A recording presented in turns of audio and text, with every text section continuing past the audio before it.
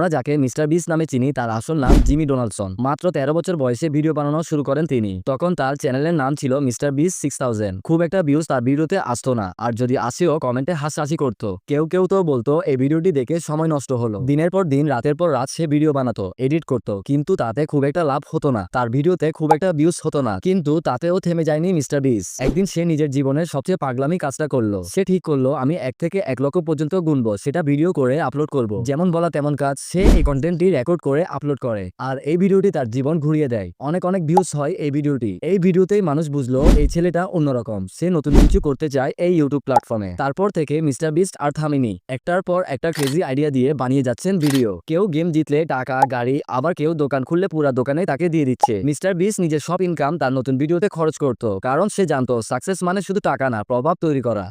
সত্যি আমি লাকি, সেই জন্য আমি তোমাদের বলে রাখি যে এটা সত্যি কথা, স্বপ্ন পূরণের জন্য অনুকূল পরিস্থিতি সবার হাতে সমানভাবে থাকে না। তোমাকে হয়তো ফ্যামিলির জন্য উপার্জন করতে হয়, নিজেকে ঠিক রাখতে হয়, কিন্তু এই সমস্ত কাজের বাইরে যদি তোমার হাতে কোনো সময় থেকে থাকে, তাহলে নিজের ভালোবাসার কাজকেও সময় দাও, কারণ যখন তুমি ভালোবেসে কাজ করবে সেটা তোমাকে সফলতা দেবে। ভাই, মিস্টার বিস্ট আমাদের শিখিয়েছে একটাই জিনিস, যতই কষ্ট আসুক, যতই মানুষ হাসাহাসি করুক, তুমি যদি নিজের পথে বিশ্বাস রাখো, একদিন না একদিন পুরো পৃথিবী তোমার কাজ চিনবে।